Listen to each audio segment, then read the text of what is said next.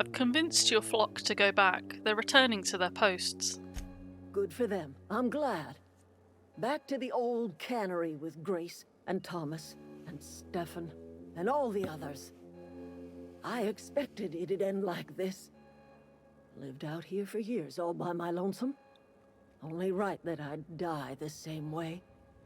I expect you've done enough for the Vale.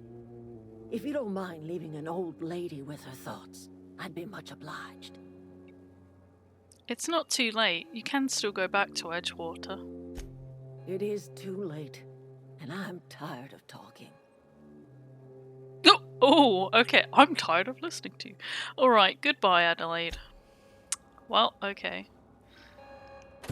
I'll just take that, don't mind me. I may have messed this. I'm so worried. That's the problem with choice-based games. Aha!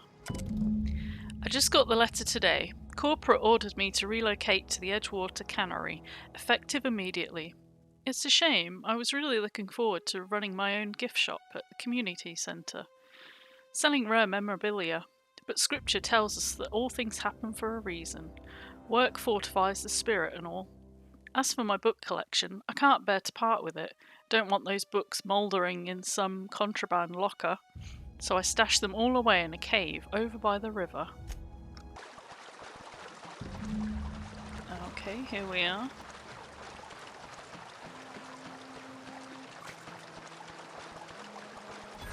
Oh.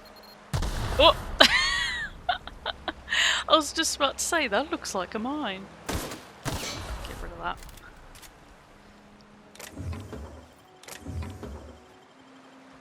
Oh, a safe. Clever. Got it.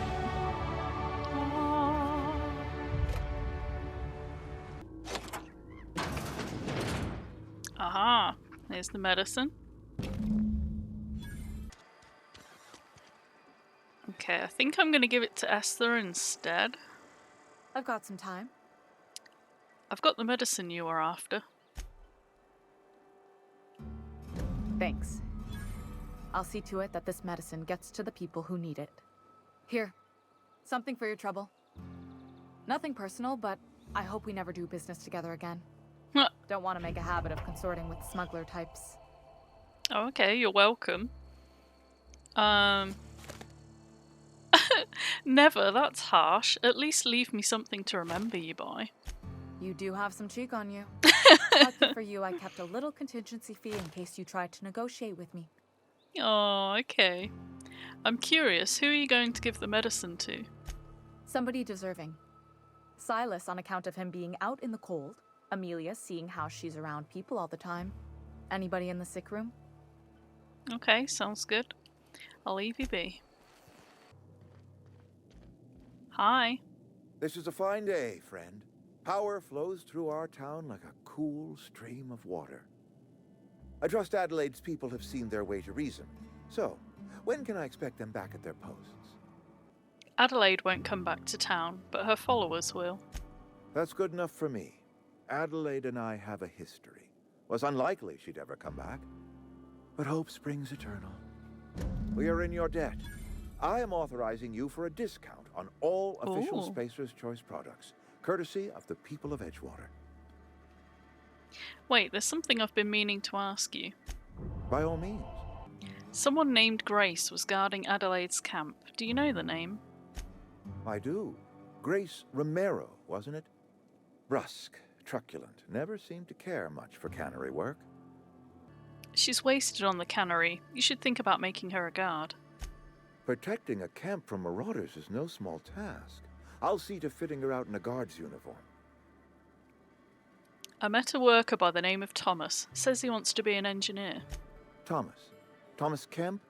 I remember him. Had to write him up for daydreaming a few too many times. You should give him a chance. He has the knack for it. He tries real hard, Mr. Thompson. This is something he wants to do. That'll make him twice as good. I will give him a chance to impress me. If he knows his way around a toolbox, I may have a place for him in the Holcomb workshop.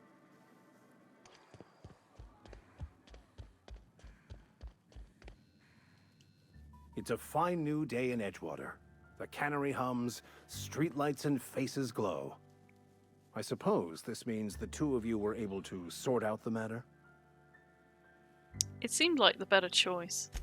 The greater good can be difficult to determine. None of us can know the effects of our decision in a year, or 10, or 100. Take comfort in the fact that your choices are always, ultimately, in line with the grand plan. I've got your book. Wonderful. This is fantastic. Well worth all the sacrifices I... Wait. What the fuck is this? Is this French? I can't fucking read French. Are you supposed to be swearing? It's a law-forsaken joke is what it is.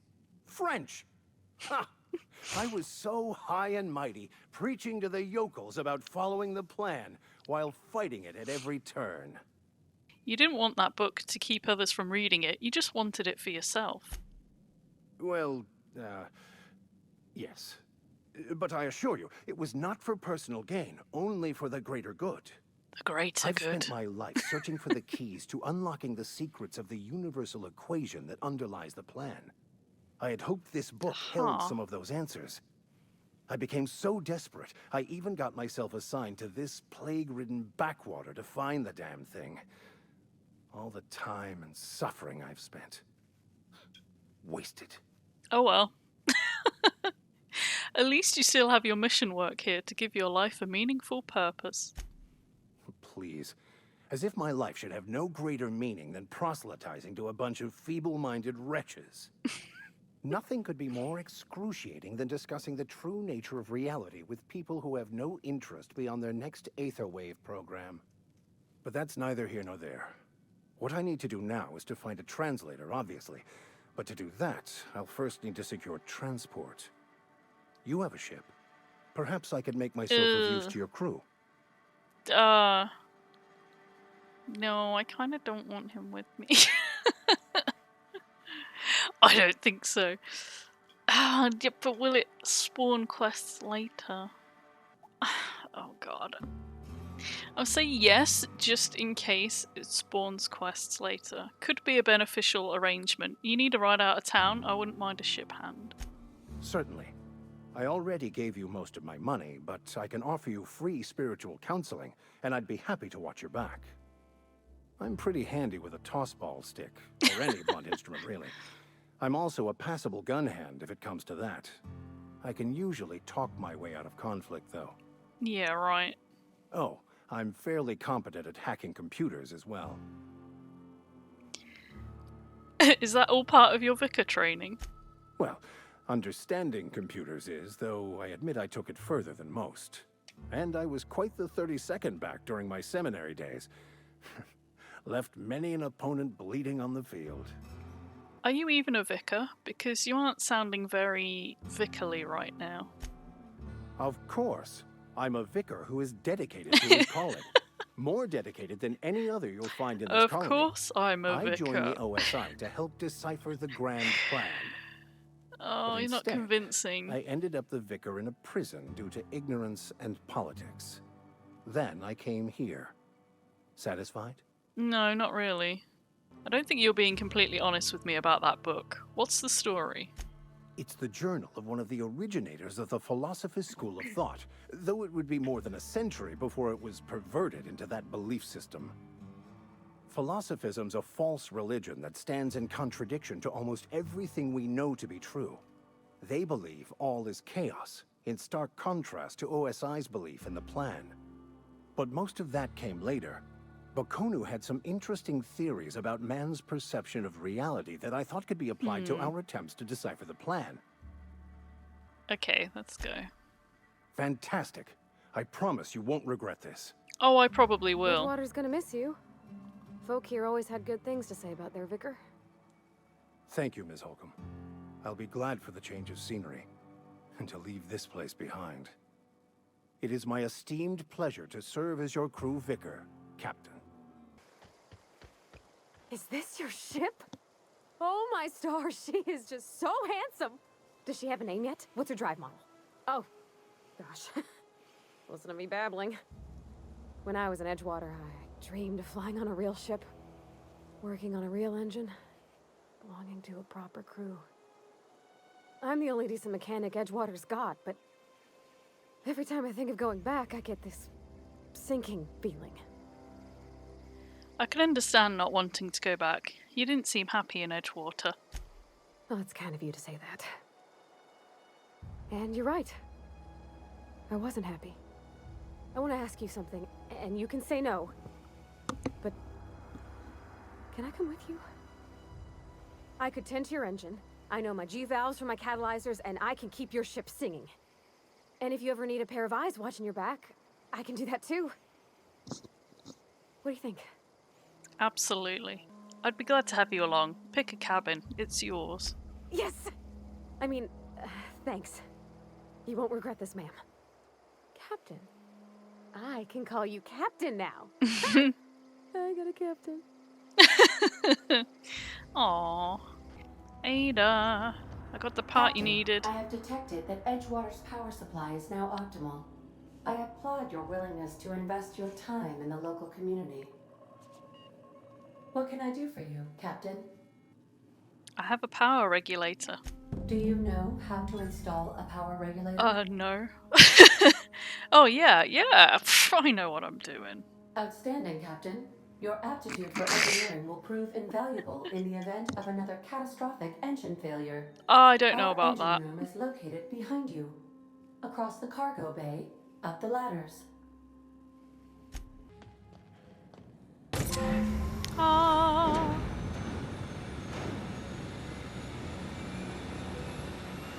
Speak with Ada.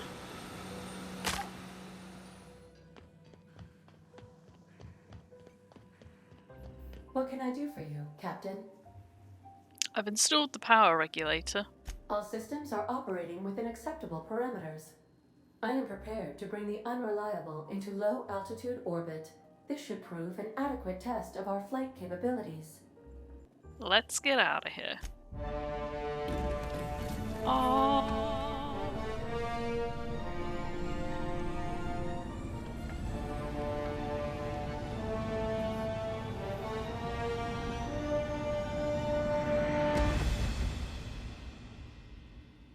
We have received a communication request from Dr. Phineas Wells.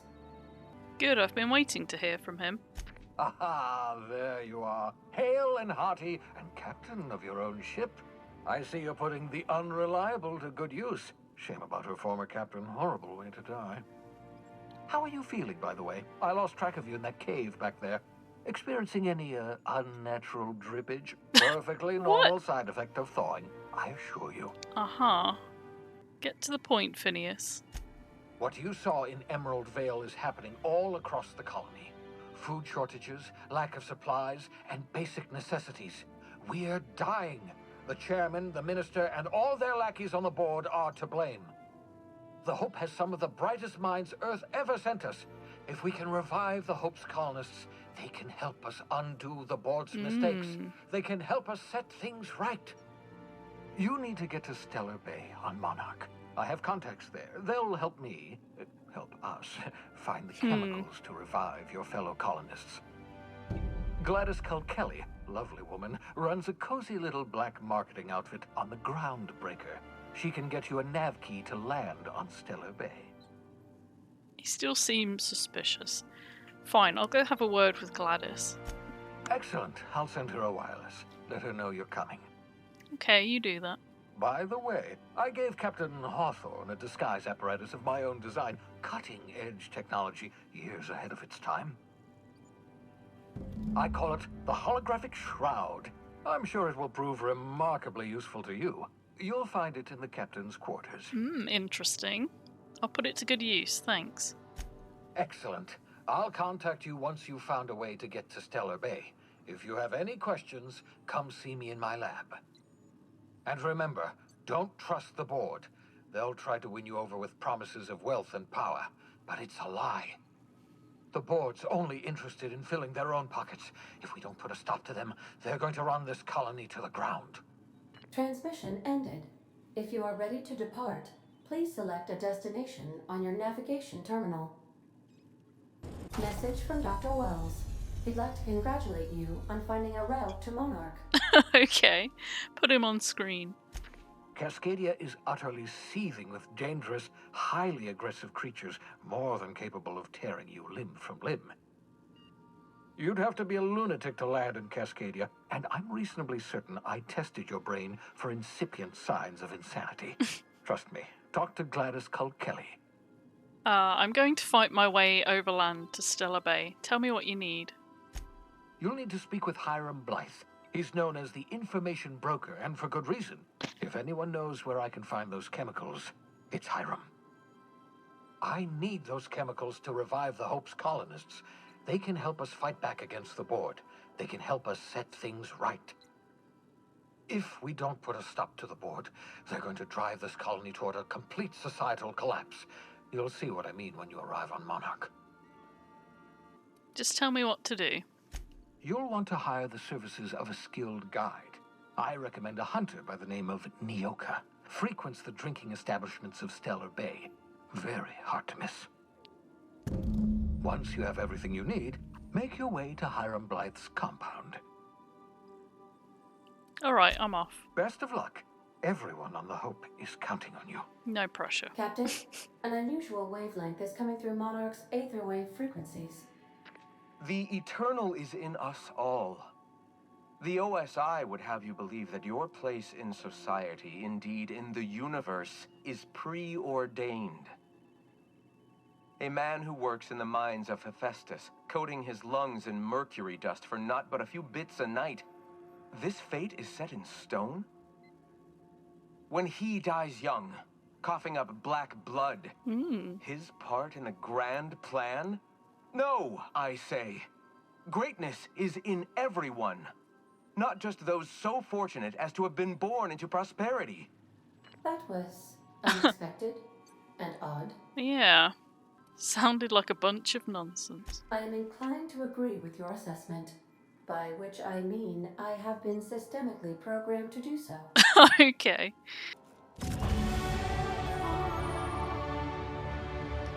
Gives you access to restricted areas. Okay. They actually said about going to the Groundbreaker. Let's go there real quick. We've arrived at the Groundbreaker. Oh. Okay. Can we talk? Sure. Hey, Captain. I heard that Groundbreaker's got a real good engineer. A lady named Junlei Tennyson. What about her? I was thinking that maybe I ought to meet her. If you got time to swing us by, I mean. I don't got much experience fixing actual spaceships. I bet you a can of Borston beans she could teach me all manner of stuff. Sure, we could head over to engineering now. Thanks, Captain. I'll be sure to make it worth your time.